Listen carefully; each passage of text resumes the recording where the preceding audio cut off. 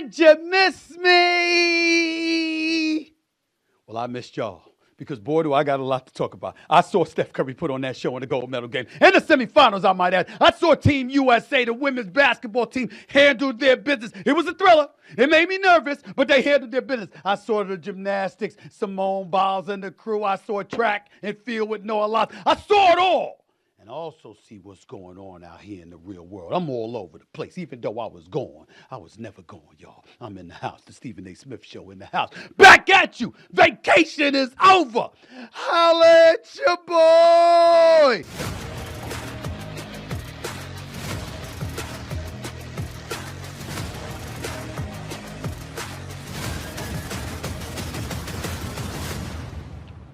What's up, everybody? Welcome to the latest edition of the Stephen A. Smith Show, coming at you as I love to do at the very least 3 times a week over the digital airwaves of YouTube. I missed the hell out of y'all. I ain't gonna front. I missed y'all, all right? And I'm so happy to be back in the saddle, ready to get this party started for the upcoming NFL season, the NBA season, which is now just a couple of months away, now that the Olympics are over, along with a whole bunch of stuff going on in the world, including politics, because the election is just a few months away as well. There's so much stuff to get into. Obviously, I want to take a moment to thank all my followers, subscribers. We've now eclipsed over 757,000 subscribers. We just keep on coming, y'all. The momentum keeps on building because of y'all. Keep the love coming. I'm going to keep on coming. And by the way, just to make sure, if you want to continue to like and follow the show, just click the bell. And obviously, you too will be the latest member of the Stephen A. Smith Show family. And don't forget to pick up a copy of my New York Times best-selling book, Straight Shooter, a memoir of second chances and first takes, now in paperback. Just go to straightshooterbook.com. Once again, that's straightshooterbook.com to get a copy of my New York Times bestseller. I got to get right into it because I got to give props to Team USA.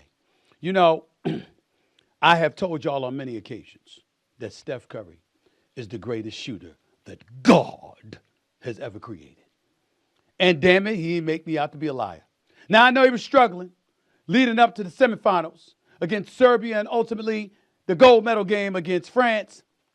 But when all was said and done, 17 for 27 from three-point range in the semifinals and the closeout game for the gold medal. That's 63% shooting from three-point range, y'all. That's 63% shooting from three-point range, y'all. And let me tell you something right now. Did he do it and fail to do so in dramatic fashion? No, he did not. Brother, this brother showed up. Steph Curry was absolutely, positively sensational. 12 points, all on threes, 4 threes in the last 2 minutes and 48 seconds of the championship game. It was beautiful seeing Carmelo Anthony and Draymond Green and those brothers courtside. It was beautiful seeing LeBron James, adopt the Steph Curry. It's bye-bye, night-night. This is what it is, okay? The greatest shooter that God ever created. A man that Steve Kerr should be thanking his lucky stars showed up and produced. I told y'all before the Olympics began, it's going to come down to the ability to shoot perimeter shots, particularly from three-point range. I got to give love to a few people. I got to give love to Joel Embiid, who showed up like a monster in the semifinal game against Jokic and Serbia with 19 points. I got to give love to Devin Booker, who was a model of consistency in these Olympic Games and the way that he played. I just got to give love where love is due because it's important to point out Devin Booker, 58% shooting from the field, 59% shooting from three-point range, averaged 11.7 points a game in these series, okay? Of course, you see Kevin Durant right there. A gold medal game, 31 minutes, 15 points. Devin Booker, 28 minutes, 15 points. Both of them were efficient. Both of them hit threes. Both of them showed up. Kevin Durant, 4 Olympic gold medals. Surefire, first ballot future Hall of Famer, was absolutely spectacular. As far as I'm concerned, got a little quiet down the stretch as the games waned, and I understand it. But overall, a model of consistency. What did he do? 54.8% shooting from the field, 52% shooting from three-point range. He showed up, okay? Anthony Edwards, let's not forget him. His first Olympic competition, 58% shooting, 48% from three-point range, averaged, 12.8 points per game. But the top 3 dudes were your elder statesmen. It's a Steph Curry, age 35. It's a LeBron James, age 39. It's a Kevin Durant, age 35. Give love where love is due to Team USA. They showed up. They represented our nation. They handled their business. I want to hear all of these comparisons to the Dream Team, the original Dream Team. I get all of that. You know I'm going to favor them, Jordan and the rest of the crew, and what they were capable of doing. But we ain't taking away from what we saw Team USA do. And Steph Curry, my God, this brother's so special. It's just hard to put into words. And I think a legitimate argument could be made right now. As great as LeBron James, as phenomenal as LeBron James, as spectacular as LeBron James is, I mean, can it get any better marketing-wise than Steph Curry at this particular moment in time? He was already the babyface assassin. He's already a 4-time champion, a 2-time league MVP, the greatest shooter ever known to man. He was already that. But then to come into this situation, and to be shooting and playing porous, as Anthony Edwards articulated, he didn't show up until 3 days ago or so. But boy, I'm glad he did.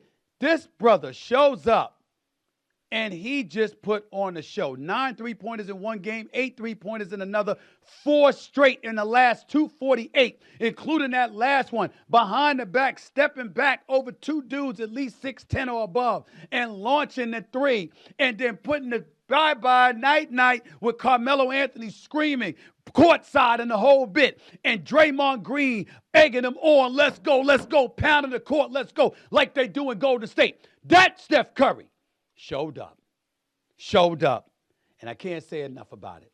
Let me say this. LeBron James was the MVP. He's the one that ultimately captured MVP for the Olympics, being named Olympics MVP. I thought Steph Curry deserved it. But under no circumstances am I throwing any shade on LeBron James for getting it, because he was a model of consistency in these games. 66% shooting from the field, 14.2 points, 6.8 rebounds, 8.5 assists. Threw a couple of triple doubles up in there during Olympic competition. The man, what can you say about LeBron James? I'm trying to put into words. Rocking the gray beard, putting his age on display, and experience, all in proper context. 39 going on 40. 21st season entering his 22nd year in the NBA. Ladies and gentlemen, he still seemed better conditioned than practically everybody out there. He still seemed faster than most of the dudes out there. LeBron James is just phenomenal. Just phenomenal. Major mad love goes to him for being the leader that he was, for stepping up the way he did throughout the Olympic competition, led a group of Olympians for Team USA. I mean, I'm just thinking about it. Remember that sneaky behind the back pass he threw to Devin Booker? It was beautiful. A dime piece he threw court length to Steph Curry for a 3. Pair of dunks as well. I'm just looking at it. Rocking the gold sneakers, apropos on his part. Worn for marketing reasons, of course. I can't say enough about him. I'm not throwing any shade on him. It's just that when you are as spectacular as Steph Curry was in a game against Serbia that would have denied Team USA a trip to the gold medal game if Steph Curry hadn't showed up and saved the day, dropping 36. And then in a gold medal game, the 24 that he scored, okay, all on 3-pointers. And oh, by the way, 4-4 in the last 248. Ladies and gentlemen, what can you say? It was spectacular. Steph Curry was spectacular. And you saw LeBron, and you saw KD, and you saw everybody deferring to Steph Curry, because when you get hot like that, you know who to give the damn ball to. So that's what it is. I thought Steph Curry deserved the MVP because of that. Not because LeBron wasn't great, because he was. But when you steal pivotal moments like that to secure gold in 2 thrillers, Serbia and then France, you deserve the MVP. I thought Steph should have got it. But I ain't knocking LeBron one bit. I just thought Steph should have got it. I also wanted to take a moment before I move on. I'm not going to be insulting because he doesn't deserve it. Steve Kerr is one of the greatest coaches who've ever lived. He's one of the greatest champions we've ever known. 3, as a player with the Chicago Bulls. 2, as a player with the San Antonio Spurs, if I remember correctly. 4, as the head coach of the Golden State Warriors. That's 9 championships. Not many people can say that. Steve Kerr is one of the greatest ever. But I don't give a damn what anybody says. There's no excuse to not play Jason Tatum in 2 games.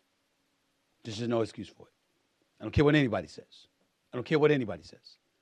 And I think the thing that was most egregious about what Steve Kerr did with Jason Tatum was admitting that he went to him before one of the games. I believe it was against Serbia, and said to him, it's going to be difficult for us to find you minutes tonight.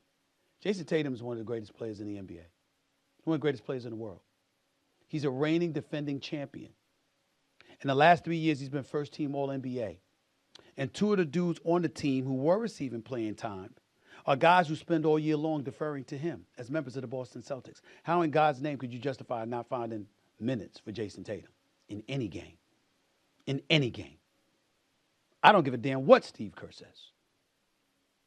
That was egregious. But his job was to bring home gold. And that's what he did. His job was to win a championship, helping Michael Jordan and Scottie Pippen. He did that. Hit a big-time shot to win the championship for Jordan in Chicago against Utah. It was to help them, along with Dennis Rodman, do that. In San Antonio, it was to help Tim Duncan and Tony Parker and Manu Ginobili do the same. As the head coach of the Golden State Warriors, it was his job to guide them to championships, and he did it on 4 occasions. Steve Kerr is to be not just respected, but revered. But that doesn't mean he's perfect. And I just think that that's a hard pill to swallow. If I was Jason Tatum, I'd never look at him the same. Never. That's just me. Moving on, I want to get to the women of USA basketball. As Team USA held off France to win the gold medal on Sunday, escaping with a 67-66 win. The game almost went to overtime after Gabby Williams of France made the final shot that was ruled a 2-pointer instead of a 3 with her toe on the line. As a result, Team USA took home its 8th straight gold medal in Olympic women's basketball. A'ja Wilson added tournament MVP to her impressive credentials, and we need to focus on that for just a quick second here, because A'ja Wilson is A'ja Wilson, and she can't be ignored. Just this year, the year 2024, A'ja Wilson has won 2 ESPYs. She's led the WNBA in points. She signed a deal with Gatorade. She's been named an All-Star for the 6th time. She was unveiled on a cover of NBA 2K25. They announced her own Nike signature shoe. And by the way, she's a 2-time champion. And now she's led Team USA women's basketball to its 8th straight Olympic gold medal. I can't say enough about A'ja Wilson, no doubt about that. Copper showed up, hit some big-time free throws down the stretch along with a key layup to stave off that momentum as well. We can't ignore that and what she brought to the table. So we got to give props and love where it's due, understanding that, you know what, everybody did their job. And that's what this comes down to. France made it very interesting, downright scary, to be quite honest with you. That girl, Gabby Williams, can play. Couple of turnovers, didn't defend against Kalia Copper when she was driving into the lane, gave up a basket, then shot an air ball 3. That wasn't good on her part, but she hit a big-time J. You know, but she also hit a big-time 3-pointer as well. And she showed up and made it very, very interesting. And if her foot hadn't been on the line, this game would have went to overtime. So we got to give props where props is due. Kelly Plume hits some big-time 3-point shots as well, but A'ja Wilson definitely the story, 21 points, 13 rebounds, 4 blocks, 1 steal, and led Team USA. She was everywhere on both ends of the floor doing her thing, even though she wasn't as efficient as she normally is. So we got to give props where props is due when it comes to that. So I got to give love to Team USA. Can't say enough about them. I'm just of the mindset that when you look at Team USA women's basketball, just to reiterate what I said, I still think Caitlin Clark should have been on the team. And to a lesser degree, Angel Reese. I think she should have been on the team too. But definitely Caitlin Clark. Now, I didn't quite understand how you bench Diana Taurasi. How you can't find any time for one of the greatest players ever, who can shoot, by the way. you needed some long-range snipers, and Team USA had problems with it. They just lucky their defense is so damn elite. And that really, really saved the day for them because when they were down by 11, I mean, when France came out of the block in the second half and scored like the first 10, 11 points, I said, damn, they in trouble. And then a key turnover by their point guard. You had an opportunity, Team USA misses a shot. You got an opportunity to go up 13 or 14, and you come down, and you ultimately get your shot blocked, and then they turn around, and they go and they hit a three-pointer. That's a 5-point turnaround. You could have been up 12 or 13, and instead you ended up 7, and that's when Team USA began to make their comeback, make their run, ultimately took the lead and held on to it. And so it just shows you that little breaks here and there can really, really do it for you. But I just want to say this. Congrats to them. Props to them. It was far more thrilling than I thought it needed to be. No doubt about that. But still, they got it done. I was just of the mindset that Caitlin Clark needed to be on this team. And I'm not running from it. I know I've been on vacation, so I'm going to reiterate what my position was before we went on vacation. When I made news because people were getting on me in social media and on national television because I was talking about the importance of marketing. As I reminded y'all over a week ago, there were approximately 13,000 plus people that showed up at some of Team USA's games for the women. When over 20,000 were showing up for other games. Box office matters. Box office matters. I ain't apologizing for that to a damn soul. We want to act like it doesn't matter, but it does. I get it. I understand it. I'm just saying to you, I ain't sniffing on it like that. Now, you came home with gold. You handled your business. You did your job. Bravo. The ladies represented us well. They always do. 1-8 straight, damn it. But when you talk about marketing the sport, I think Team USA missed an opportunity to elevate the profile of women's excellence in the sport of basketball because they ignored marketing. It's not an accident that I saw Anthony Edwards with those Adidas shoes on, or LeBron James with his gold-plated shoes on. But I saw that. Adidas took advantage of the marketing opportunity. LeBron took advantage of the marketing opportunity. It matters. It matters. And so to me, I like Tyrese Halliburton, and I think he's got tremendous promise. But guess what? If Team USA men's can have Tyrese Halliburton on their squad, Team USA women could have had Caitlin Clark on their squad and Angel Reese. I just want to say that. As an aside, I wanted to get to Brittney Griner real quick. It was beautiful to see her.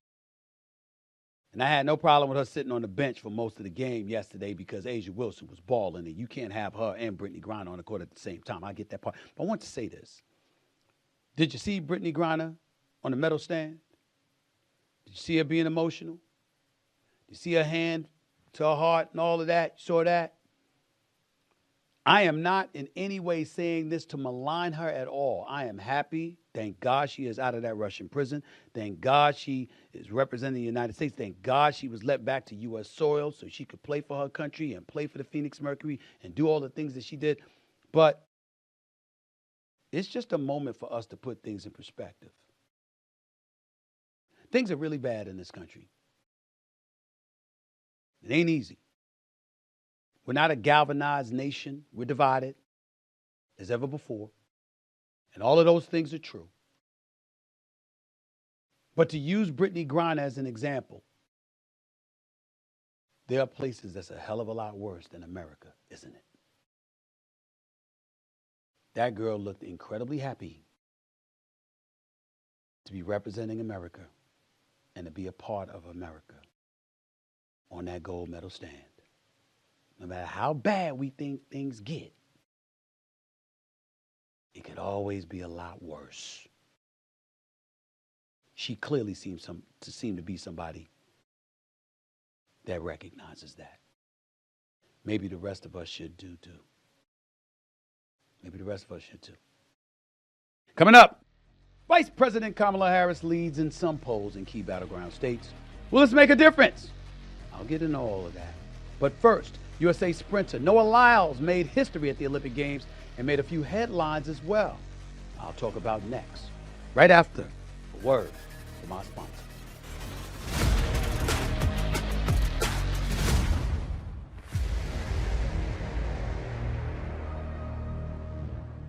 I'm sure that you all know that the NFL season is just around the corner, and if you need to be in the middle of that action like I do, don't worry, because Prize Picks has got you covered. You see, Prize Picks is a daily fantasy sports app that can help you cash in on every pass, catch, and sack.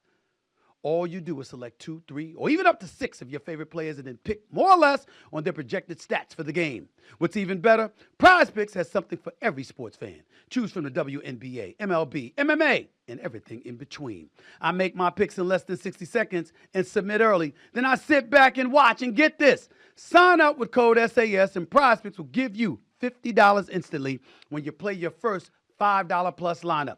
You don't need to win your lineup to receive the $50 bonus. It's guaranteed. All you have to do is play a $5 lineup on Prize Picks, and you'll get $50 instantly. Pick more, pick less. It's really, really that easy. Welcome back to Stephen A. Smith Show right here over the digital airwaves of YouTube and, of course, iHeartRadio, where we've accumulated, I think, in excess of 2.5 million downloads over the last couple of months. Can't thank y'all enough for the love and support. Keep it coming. And I'm going to keep on coming, as I always say. I want to get to some other athletes from Team USA who made headlines the past 2 weeks during Olympic competition. Specifically, this dude, Noah Lyles. Now, Lyles is the American sprinter who won gold in a very close 100-meter dash. He later won bronze in a 200-meter dash, an event where he was favored. However, it was revealed that Lyles ran the event with COVID after testing positive a few days earlier. Now Lyles is no stranger to controversy, just in case y'all didn't know. You may recall he made headlines last year for calling out the NBA for using the term world champion for teams that win the finals. Here's what he had to say back then. You know, the thing that hurts me the most is that I have to watch the NBA finals and they have world champion on their head. World champion of what? The United States? Don't get me wrong. I love the U.S. at times, but that ain't the world. That is not the world. We are the world. We have almost every country out here fighting, thriving, putting on their flag to show that they are represented. There ain't no flags in the NBA. As for USA basketball, they shared this tweet after beating France for the gold medal on Saturday. Quote, "Are we the world champions now?" End quote. It's all in fun. It's no big deal. And I'm not going to make this out to be a big deal. But when you talk as much smack as Noah Lyles does, we don't want to hear about COVID. I know his team's making a big deal about it. I mean, he won bronze in the 200-meter, all right? He withdrew from the 4x100-meter relays because he was sick. Certainly nobody is questioning the legitimacy of his illness or anything like that. I certainly don't mean to imply that. And Noah Lyles is somebody to be celebrated. But so is Team USA. Why would you throw shade on that? Do you have any idea how many international players bless the NBA? Jokic is a 3-time league MVP. Where's he from? Luka Doncic is a superstar in this league. Where's he from? Manu Ginobili for years starred in San Antonio. Where's he from? Joel Embiid is from Cameroon. I mean, when you look at stars that have blessed the NBA, when you look at the fabric of the NBA rosters, you see players from all over the world blessing rosters. That's why they can call themselves world champion. Because the best that the world has to offer in the sport of basketball find themselves participating in NBA competition, Noah Lyles. That's why. So I appreciate Team USA saying, "Are we world champions now?" Thank you very much for doing that. Now let me get to Noah Lyles specifically, because his stuff was crazy. Let's take this back and let's dial the clock back and understand how phenomenal he is, because I'm not throwing any shade on Noah Lyles for his exploits or whatever. The guy is phenomenal, and I hope to see him in Los Angeles in 2028 doing the same thing. But he did promise, he was intending to have a clean sweep and to walk away with 3 gold medals in a 100 to 200 and a 4x100 meter relay. And he only walked away with one. And that was by a nose. I mean, ladies and gentlemen, 9.784 seconds to be exact to edge out Jamaican Kashane Thompson of Jamaica by 5 thousandths of a tick of the clock. 5 thousandths. That's how close it was. He couldn't even celebrate for the first 30 seconds because they had to go back to the videotape and see, had he not stretched his chest out and his nose out forward at the very last second, he'd have lost. That's how close it was. But it was still a spectacular race, and he still did his thing, and I was cheering him on. It was absolutely fantastic. But let's understand that. Closest 1-2 finish in a 100 meter race since at least Moscow in 1980, or maybe even further. Just looking at my notes back then, Alan Wells narrowly beat Silvio Leonard in an era when the electronic timers didn't even go down into the thousandths of a second. Now, Lyles became the first American to win a marquee event on the Olympic track since Justin Gatlin did it in 2004. Major props and credit to him for that. The 9.784 mark also marks a personal best for Lyles, who's been promising to add his own brand of excitement to track and certainly delivered this time around. We can't deny him for that, okay? Now, again, he wasn't lying. Had a 102-degree fever. That's what he had. And he still got a bronze medal in a 200-meter race. We got to give credit where credit is due. He was in no condition to participate in the 4x100-meter race. We get that. And so this is what it is. And you just look at it. Botswana's Letziel Tobogo and American teammate Kenneth Bednarik both edged him out. That's how he ended up with bronze. Want to give props where props is due to Noah Lyles. One of the best in the world, no doubt.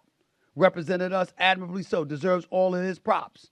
And by the way, he wasn't the only one. At least 40 athletes, according to reports, including Team USA sprinter Noah Lyles, of course, tested positive for COVID-19 and other respiratory diseases at the 2024 Paris Olympics. So we get what he was going through. And he did it, and major props to him. Having said all of that, what you talking shit about USA basketball for to begin with? Why are you doing that? Why are you not paying attention to the fact that there's numerous athletes from across the world that are on the NBA level? Giannis Antetokounmpo represents Greece. How did they do? Jokic represented Serbia. How he do? Wembanyama was in the gold medal game. Did they go home with gold? Rudy Gobert was there too. Shai Gilgeous-Alexander and Jamal Murray and those boys was representing Team Canada. How did they do? I mean, everywhere you turn, there were NBA players participating in France for the Olympics. How'd they do? They didn't do so well, did they? So I'm just saying, let's pay attention to it and give respect where respect is due. And by the way, I said Justin Gatlin. It's Justin Gatlin. My bad. So I'm just saying these are kind of important things. It really, really is. I just want you to think about that just for a second. And just absorb that. You know, Lyles, celebrate your thing, dog. Do you. You ain't got to point out stuff for nobody else. We see you. Got one goal. You probably would have had 3. But you got 1. And we good with that because we know you're great. Oh, I got more to talk about. Simone Biles. But not before another word from our sponsors. Be right back.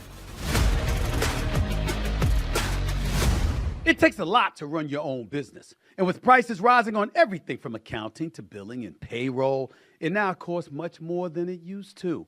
And that's why, to reduce expenses and added headaches, smart businesses are graduating to NetSuite by Oracle. You see, NetSuite is the #1 cloud financial system, bringing accounting, financial management, inventory, HR, all into one platform and one source of truth. With NetSuite, you reduce IT costs and cut the cost of maintaining multiple systems because you've got one unified business management suite. You improve efficiency by bringing all your major business processes into one platform, slashing manual tasks and errors. Do the math. The less your business spends on operations and multiple systems, the more margins you have and money you keep. Over 37,000 companies have already made the move. So go now and see how you'll profit with NetSuite. And by popular demand, NetSuite has extended its one-of-a-kind flexible financing program for a few more weeks. So head to netsuite.com/SAS. That's netsuite.com/SAS. I'll say it one more time. netsuite.com/SAS. It pays to get paid on Cash App. Saving doesn't mean letting your money sit and collect dust. Deposit your paycheck on Cash App and you can earn a high-yield savings account, get this, at no cost. I'm talking about collecting up to 4.5% interest on your cash at no cost. Sometimes it's free things that bring you the most joy, like a backyard cookout with family and friends, volunteering at your community center, going for a walk. Deposit your paycheck on Cash App and know you're not paying a cent in fees on your savings to watch your money grow. It pays to get paid on Cash App. That's money. That's Cash App. Download Cash App from the App Store or Google Play Store today.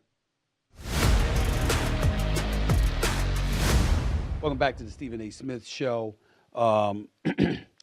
Before I go any further, I want to take a moment to, I'm going to get into Jordan Chiles in a second. Don't worry about that. But before I do that, I want to give props to Simone Biles, who returned to the Olympic stage in what she called her highly anticipated redemption tour.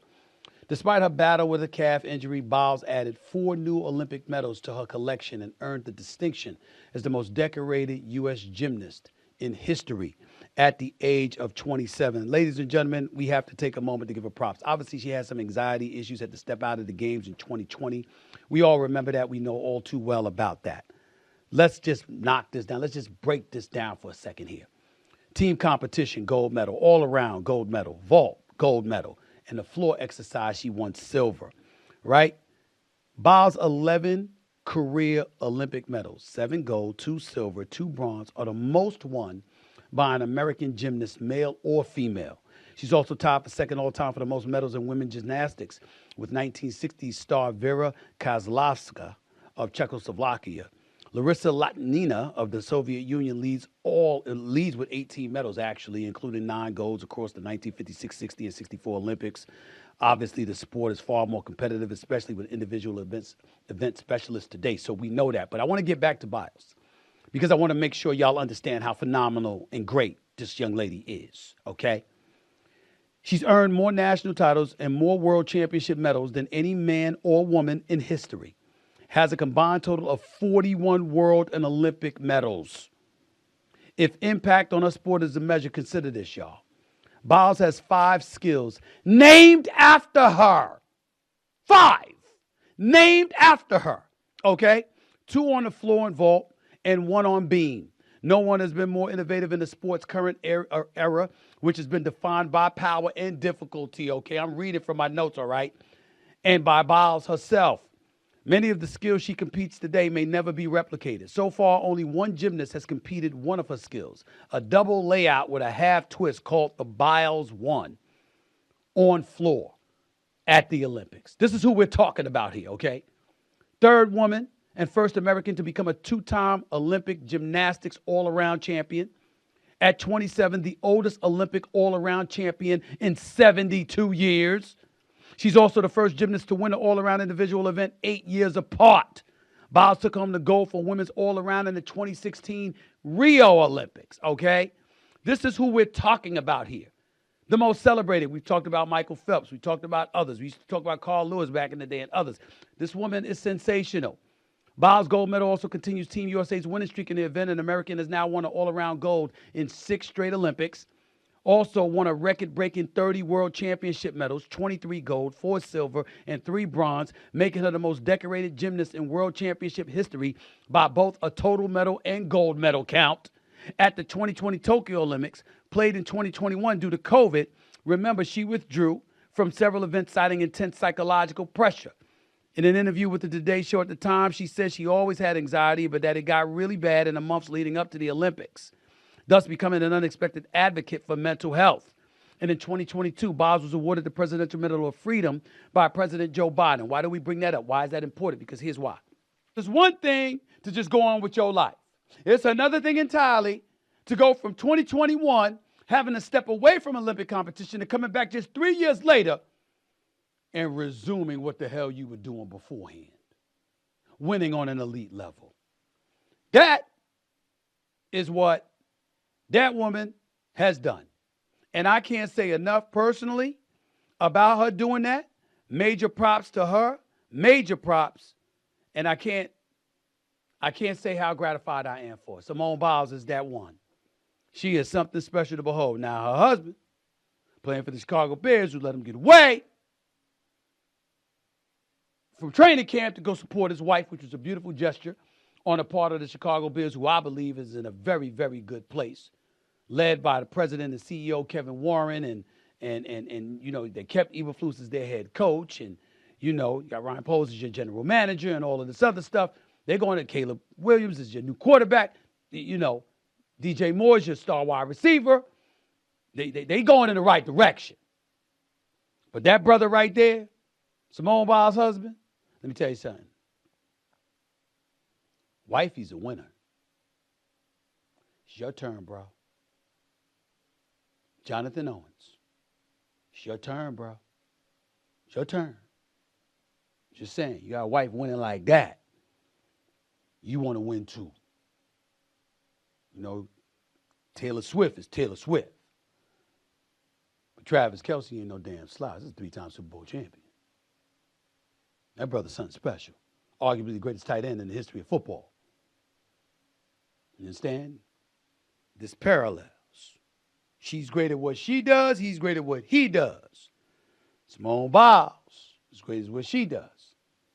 Jonathan Owens. Your turn, bro. Your turn. Good luck with that. I believe in you. I want to move on. Some controversy in gymnastics after Olympic history was made with an all-black women's gymnastics podium for the floor exercise. Rebecca Andrade of Brazil, she is special, by the way, stood atop the podium winning gold in the floor exercise, followed by American Simone Biles winning silver, and of course Jordan Chiles, who won bronze. Chiles is where the controversy comes from, because even though she won the bronze medal at the very end of the competition, following an appeal over her score, look at what happened thereafter. She was later stripped of the medal by the International Olympic Committee, who said the team didn't appeal the score in time. Now USA Gymnastics says it obtained new video evidence showing that Chiles' coach submitted the inquiry before the 1-minute deadline and is appealing for Chiles to keep her medal. As for Chiles herself, she's taking a break from social media after her mother says Chiles has been on the receiving end of racist backlash online following the ruling. I don't know where the racist backlash comes from. Why would there be racist backlash? What the hell is wrong with people? According to the rules, you get to appeal the decision. She originally received a score of 13.666 before her coaches submitted an inquiry with the judging panel, arguing that she should not have received a 1/10 deduction to her difficult score, which is some kind of split leap, by the way. The judges agreed and elevated Chiles' score to 13.766 from 13.666, which gave her Olympic bronze and left Barbosu, whose score was 13.700, in shock. The Romanian Gymnastics Federation later filed an appeal with the judges, claiming that Landy submitted the inquiry into Chiles' score precisely 4 seconds past the 1-minute mark that is allotted for such inquiries, and cited that fact as the basis for its ruling Saturday, which knocked her score back down to 13.666. The decision triggered a series of procedural dominoes that eventually prompted the IOC to announce that it was stripping Chiles' bronze and giving it to Barbosa. What's there to say? You know, I mean, right now we're going away from competition and we're talking about rules determining whether somebody walks home with bronze or not. Because you either filed the complaint before the allotted time expired or after. And Romania is saying it's 17 seconds later than what Team USA is saying it was. And Team USA has the video. So we got to go to the videotape. And if the videotape shows that the ruling was challenged in the allotted time, then Chiles should have bronze. Period. If that wasn't the case, and they didn't file it in time, didn't protest in time, then she does it. But the allure it's not just because we're not talking about gold, we're talking about bronze, but the allure of it all kind of goes out the window because we're getting into administrative and procedural matters to determine whether or not somebody walks on with a medal. When what we want to gravitate towards is the actual competition. I feel bad for Chiles, having her medal stripped from her. It means a lot. She put in that hard work to train for 4 years for this moment. I'm certainly empathetic and sympathetic to that. And I hope she gets the bronze. But for the purposes of us just watching, we're like, damn, procedures, administrative stuff, filing a ruling at the time, and did you do it in time or did you not challenge it in time? It's kind of anticlimactic. Now, I know that doesn't necessarily suffice for Chiles. She's the one that put in all the hard work, blood, sweat, and tears and competed, and admirably so representing our nation. We're proud of you, girl. We're proud of you. But it's kind of anticlimactic for us at this point only because it's a procedural matter. That's really what it comes down to. Coming up, polling numbers suggest Vice President Kamala Harris is riding a wave against former President Donald Trump. I'll get into that after a break from our sponsors. Welcome back to the Stephen A. Smith Show right here over the digital airwaves of YouTube and iHeartRadio. I want to transition to some politics for a second here because I'm moving on to the upcoming presidential election. A New York Times/Siena College poll released Saturday shows Vice President Kamala Harris leading former President Donald Trump in 3 key swing states. The poll, conducted between August 5th and August 9th, found that if the election were held today, 50% of voters among the likely electorate in Michigan, Wisconsin, and Pennsylvania would choose Harris, while 46% say they would choose Donald Trump. The Harris campaign has gotten a boost since President Joe Biden dropped out of the race last month, July 21st to be exact, and endorsed his VP. She's raised more than $300 million and has drawn Trump-like crowds at rally stops in Wisconsin, Michigan, Arizona, and Nevada. Before I get to my opinion, ladies and gentlemen, let me show y'all this poll to juxtapose what was transpiring in June. National poll, August 12th, has Harris up 48% to 47% for Trump. That's as of today. Okay? That's what the national poll average is showing. Less than 2 months ago, June 28th, Trump had a 5-point lead. Okay? So let's understand something. Let's understand this right now. This is a beautiful thing. If you're a Democrat, you're a leftist, because you're looking at it, in my opinion, all wrong. Let me be the first to say that doesn't mean shit to me. It means nothing to me. Ladies and gentlemen, we got to decide whether you're trying to win or not. And whether you truly believe you deserve to win.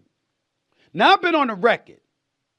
I'm going to support my sister Kamala Harris, HBCU grad just like myself, Vice President of the United States of America, former Attorney General for the state of California, former District Attorney in the city of San Francisco. I see what folks have been saying. Not all, not most, but some folks have been trying to say about her. You understand, questioning her intellect and all of this other stuff. Now, I ain't going for that. We ain't going to get into the questioning her ethnicity either. You don't sit up there and get to tell us if we got a speck of black in our blood, then guess what? We black. But then all of a sudden, she's running for the president of the United States. You want to ask questions, is she black or is she Indian? I don't know. No, we don't get to do that. We ain't doing that, all right? But having said all of that, fair is fair. Fair is fair to independents out there. Fair is fair to conservatives and Republicans out there. There's certain things that we have to hold both sides to. Now, Joe Biden stepped aside as the presumptive Democratic nominee on July 21st. Okay? Now, I'm going to look at this right now. I'm looking at my calendar because I just want to make sure. July 21st was a Sunday. We've had 1 week, 2 weeks, 3 weeks, and 1 day since Joe Biden stepped aside. The only damn place we've seen Kamala Harris is at pep rallies. What's up? Somebody got to say something. And it can't just be the conservatives. Right is right. I'm talking to my sister here. Come on now. You running for the presidency of the United States of America. You got my vote. You running for the presidency of the United States of America. What you hiding for? And I mean hiding in plain sight. Somebody got to say it. Somebody got to say it. Now, you can't be running for the presidency of the United States. Not one single press conference, not one single one-on-one sit-down interview where somebody gets to question you about the questions that we ask. That's not fair. That's not fair.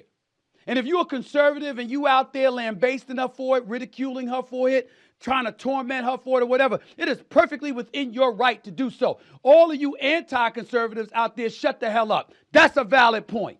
It ain't valid to bring up a blackness or an Indian heritage and to try to point to things of that nature. That's nonsense. But to ask her about her record, because she is attached to the Biden record, is definitely apropos, especially when you were bragging about the record.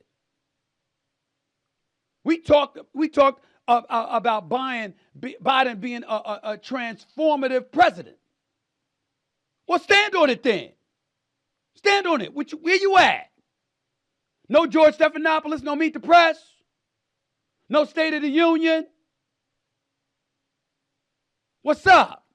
No Face the Nation, no Politico, no MSNBC. I understand why you wouldn't do Fox. Liberals don't really do Fox, just like conservatives don't really do MSNBC. You're welcome to the Stephen A. Smith Show. I will gladly interview Donald Trump. I will gladly interview Kamala Harris. Name the time or place. I'll come to you. I'll come to you. I'll show up. Anytime. And I'm no political aficionado. I'm going to need fact checkers. I don't know everything that y'all going to say. But I know this much. I know how to ask the questions that Americans want to know. Kamala Harris, there are certain things that we have to ask you a question about. There's simply no way of getting around certain things. Weren't you against fracking? Is that true? And now you're for it? Just asking. These are important questions to think about. You're going to intensify and elevate the importance of securing our borders. Were you always that way? These are legitimate questions. You no longer support a national ban on fracking. Also, you no longer support the elimination of private health insurance. Is it true that one time you supported those things? When did your mind change? How long ago was that? When were you going to tell the American people? Why'd you keep it from everybody? And yes, it is a legitimate question. How much did you know about Joe Biden and the slippage, the cognitive decline that so many people have alluded to on both sides of the aisle now? Did you ever feel compelled to tell anybody? I know you didn't want to come out and dime them out publicly, but privately, were you working behind the scenes? Did you tell folks about this? Did you talk to Joe Biden himself about that? These are legitimate questions for a presidential candidate. And the reason why I think it's important, ladies and gentlemen, to bring this issue up. I support Kamala Harris over Donald Trump. But fair is fair. Why is it more important than ever before? I could bring up Hillary Rodham Clinton in 2016. And I understand that James Comey came about and basically got in the way of everything with the whole deleted email scandal just a couple of weeks before Election Day. But isn't it true that you thought you had the election in the bag and didn't necessarily campaign in places like Michigan and Wisconsin and Pennsylvania, swing states like that, prior to the election, while Donald Trump did campaign in those elections in 2016? Is it not true that just in this cycle, that there wasn't really a primary for the Democrats? Because the way was paved for President Joe Biden. This is not about Kamala Harris. This is about the Democratic Party. How dare you? How dare you? If the man is ready and qualified to run for the presidency of the United States of America, why are you getting in the way of competition? Let the American people decide. I don't give a damn if it's Dean Phillips or somebody else. Let us decide. We're the voters. Let us decide. That's all I'm saying. I'm talking to the Democrats and the Republicans. You see, when you want to sit up there and you want to crucify Donald Trump, I'm down for that. I don't like a lot of stuff about Donald Trump. I can't deny, however, the man does a whole bunch of interviews. Getting ready to get interviewed by Elon Musk. Showed up to the National Association of Black Journalists. Knew that wasn't going to be a pleasant experience. You saw him. You didn't even say hello. How are you? We saw that. But he was there. I saw Ron DeSantis, Chris Christie, Vivek Ramaswamy.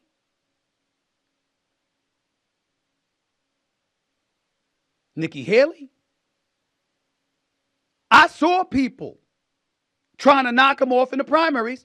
The Republican conservative folks in this country spoke. We want Donald Trump, they said. Okay. 2 impeachments, $454 million civil case, 34 felony convictions. They said, we don't give a damn. He's our guy. Did we really get to make that choice about Joe Biden? We didn't. Because there was no primary. Perhaps if there was competition, perhaps if he had to compete for the position, and we heard other voices emanating from the Democratic side, from the left side, from the progressive side, we would have felt better. But the road was paved for Joe Biden to cakewalk to the Democratic convention to be the official Democratic nominee until he showed up for a debate on June 27th. And all hell broke loose thereafter. Had it not been for that, all we would have been doing was talking. But he still would have showed up in Chicago a week from now for the Democratic National Convention and pushed in as the Democratic nominee. Wait a minute. If that's the case, what's right about that? Now, you Kamala Harris, let me say this. I'm not saying this to malign you. I'm saying this because I believe in you. I believe you show up on a debate stage against Donald Trump and you'll do your thing. That sister will come out and you'll be ready. As you stated eloquently during your first press conference as a presumptive nominee, I know Donald Trump's type. So you can handle your business. I believe. Do you believe? What's up? This strategy that everybody's invoking. Let's not say anything. I'm not saying the strategy wasn't good to this point. But remember, I was the one that said a year ago, we needed a new president for the next election. Joe Biden can't be the guy. Y'all waited about 8 months, but everybody found out I was right. And I'm telling you now, Vice President Harris, this strategy that is working, that has you up in the polls, where you showing up at rallies and that's pretty much press conferences and interviews, that is not going to fly for much longer. You're coming out with your economic plan this week, supposedly. Can't wait to see it. Fracking, private health insurance, our borders. We want to hear about that. I want to see you interviewed by George Stephanopoulos. Hell, I want to see you interviewed by Joy Reid. I want to see you interviewed on Meet the Press. I want to see you on Face the Nation. I want to see you on State of the Union and with Jake Tapper. I want to see those interviews. The American people want to see those interviews. Because if you don't, or you wait too long, then the momentum's going to slip. See, all the left needs to do is show fight. Stand on your record. Most American people want things a certain way. Some American people want things another way. Okay, cool. Make your case.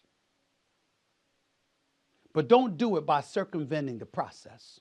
The process entails you doing interviews, you having press conferences, you answering questions and not reading down and saying, okay, Stephen A. Smith, it's your turn. Okay, Charlamagne the God, it's your turn. Okay, Jake Tapper, it's your turn. Okay, Caitlin Collins or Joy Reid, it's your turn. Nah! Stand up on the podium and look into the crowd and just point. You. You ain't running from nobody because you want to be the president. You ain't running from nobody. Let's go. Let's go. You 19 years younger than Donald Trump.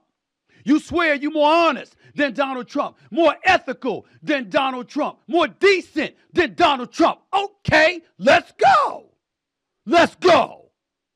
Let's go. See, I cover sports. And let me tell y'all something real quick. I'm a stickler for this. I cannot stand, I adamantly despise athletes, youngsters being held accountable to the degree that politicians are held accountable. We get on athletes for every little mistake they make. Role models or lack thereof, and all of this other stuff. We get on them. They pass gas, we on their ass. Everywhere we turn. They 20, they 22, they 25. I can pick athletes, name after name after name, that y'all were ready to throw out to pasture and tell them they ain't worth a damn. Why? Because they made a mistake. But all they doing is playing ball and collecting their check for their hard-earned money and effort. Y'all are trying to run our lives. Economically, health care, border, list goes on and on. Reproductive rights.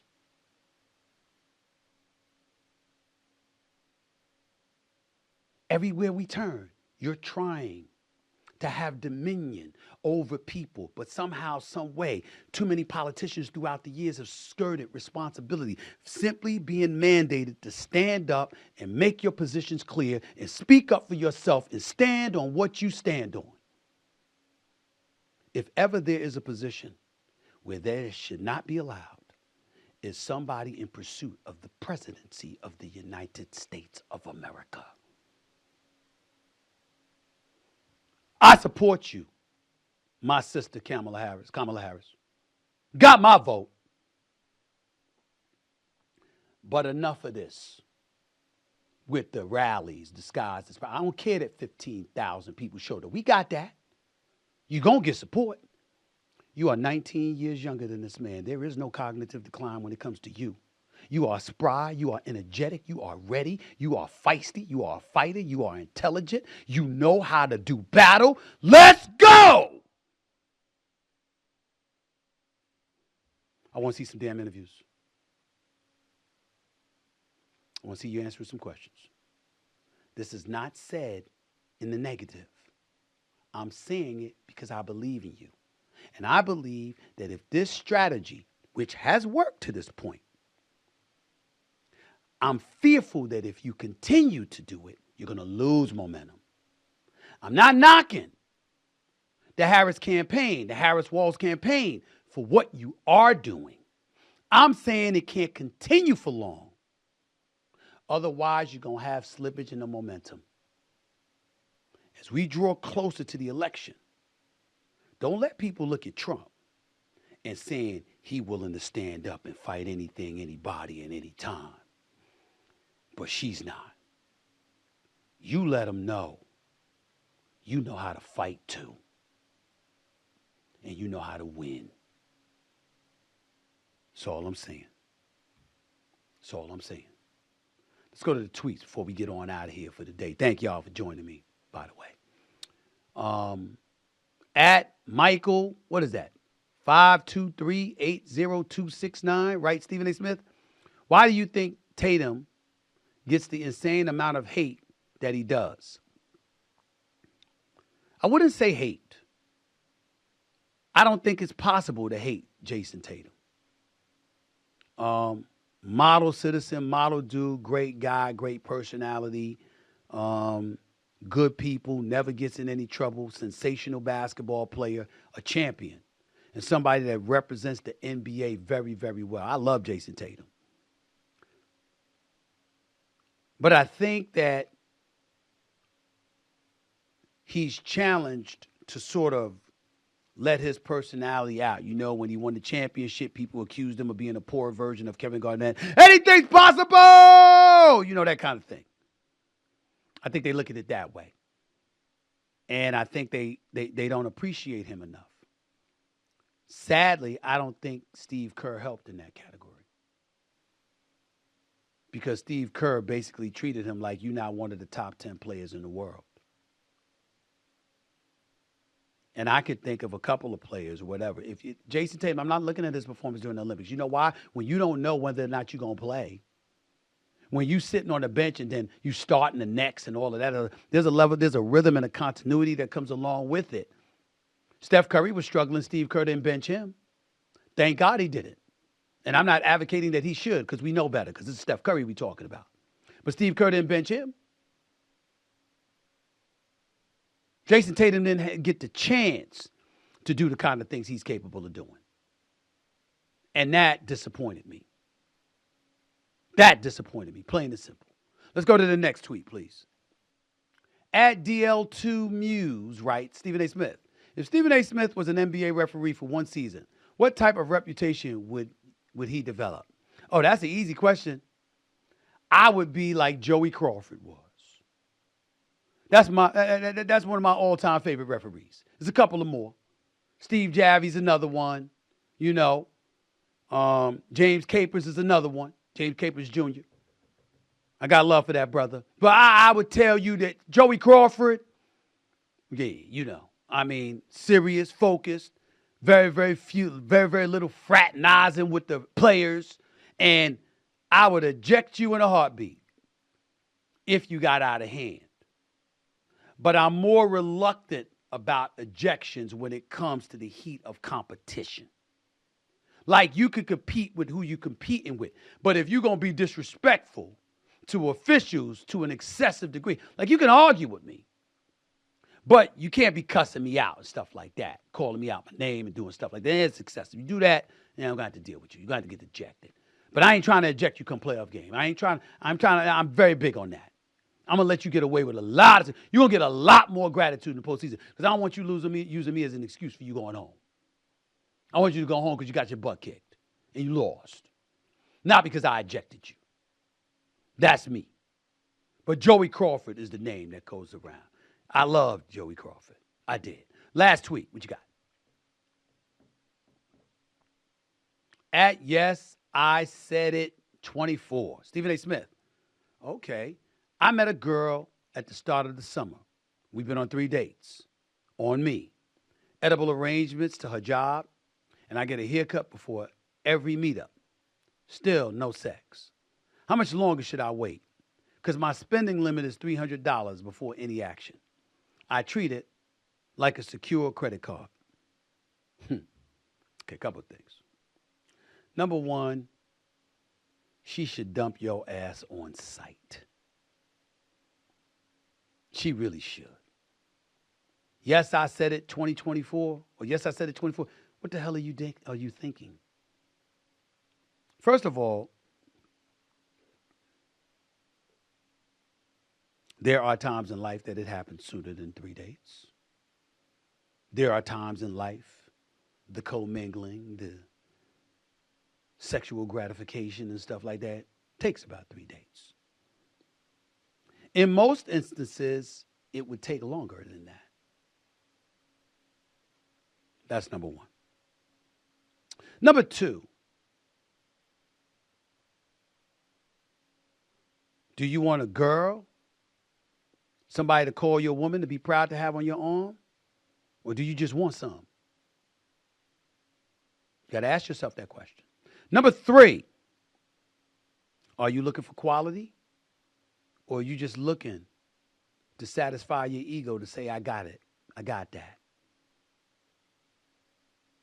Because you see, you know, she knows you want her, at least for the physical. That's why you've been on 3 dates with her. But you know you're pretty pathetic. First of all, how old are you? Because I don't know how old you are, but I'm assuming you're at the very least, at least in your mid-20s to early 30s, whatever. Do you have any idea how ridiculous you sound saying that I get a haircut before every meetup? Well, what you supposed to do, show up to her with nappy hair? Or stuff coming out of it? Or it being dingy and dirty? Looking all slovenly and all of that? Ain't you supposed to look nice?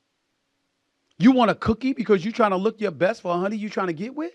But you're supposed to be treating her the way not only you will want your mama to be treated, you will want your sisters to be treated, you will want your daughters to be treated when it comes to taking them out and stuff like that. But where's your own individual pride?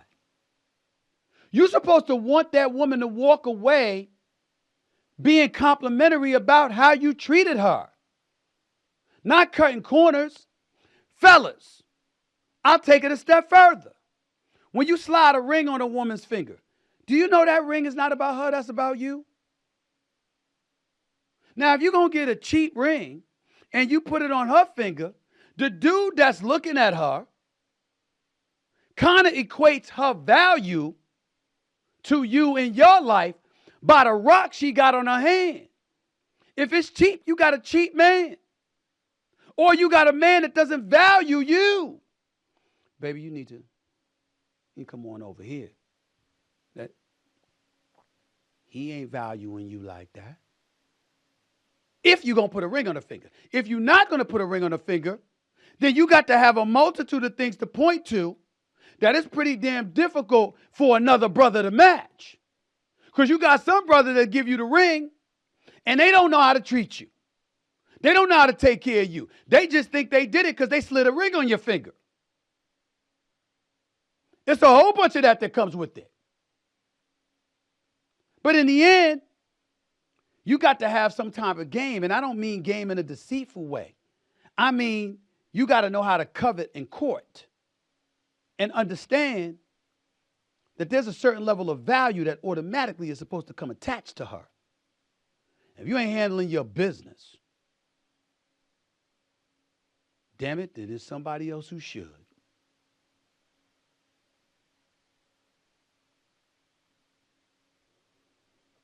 That's what I wanted to say. This tweet right here, ladies and gentlemen, I was just told that this tweet is from my nephew, Josh.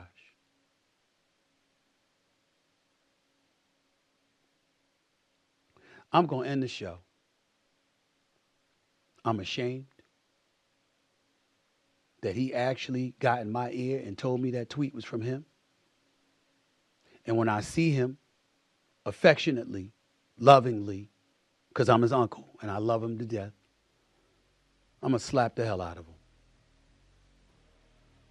Just for being this ignorant and attaching such an ignorant tweet to my family tree. I got to go, y'all.